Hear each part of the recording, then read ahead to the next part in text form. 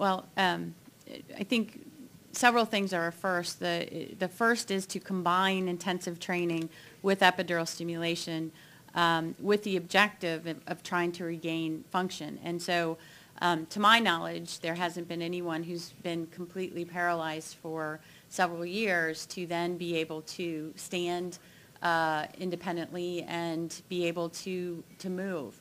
So I think those two things are unique to my knowledge. From a conceptual standpoint, knowing that the circuitry exists in humans, we can access it and we can actually manipulate it in a way that results in function. That's also a first, as far as I know. Stimulation has occurred and different oscillatory patterns have been observed, but they haven't been utilized to result in standing or voluntary activity. And in addition, I think the concept that it's the spinal circuitry and the sensory cues that are really driving movement is in humans is a new concept. It's not the brain taking care of these details and causing us to move. It's really the spinal circuitry and the sensory cues that come in that have most of the control. It doesn't mean the brain doesn't influence your movement. I mean, we're not saying that, but it doesn't have the level of control that we, I think, would have believed before these series of experiments. Do you want to add anything, Reggie? Yeah, Reggie Edgerton. I think the thing that there are a couple of things really unique from my perspective. One is for Rob to be able to stand by facilitating or changing the properties of the spinal circuitry so that the spinal circuitry is actually controlling the standing. Now, another way, individuals have, with a complete spinal injury, have stood before using the technique of functional electrical stimulation.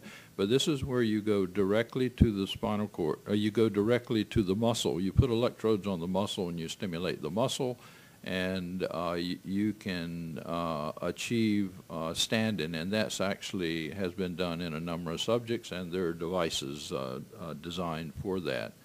But the unique thing here is that we're allowing the spinal cord to actually control the movement. So it's actually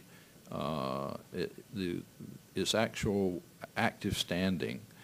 And the other concept that we've stated before is that we're not inducing the movement. We're stimulating at a level that reaches a level of excitability of this circuitry that within a relatively narrow range so that now the sensory information can serve as a controller. It's also been possible in animals and it's also been shown in human subjects with a complete injury that if you stimulate intensely enough, you can cause oscillations of the leg. But in that situation, even though you've got oscillations of the leg, that doesn't mean that that's not really functional stepping because you don't have control of how fast you're going to step or when you're going to step.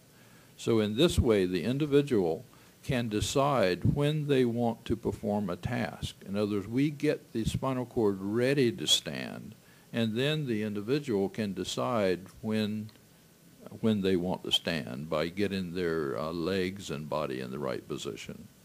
And of course, the other and the most dramatic unique thing that I don't think anyone has ever demonstrated is that with epidural stimulation at modest levels like we're talking about, it enables an individual to have conscious control. Someone that has had complete paralysis for several years, and with epidural stimulation you can now control details of the movement that has never been done before, to my knowledge.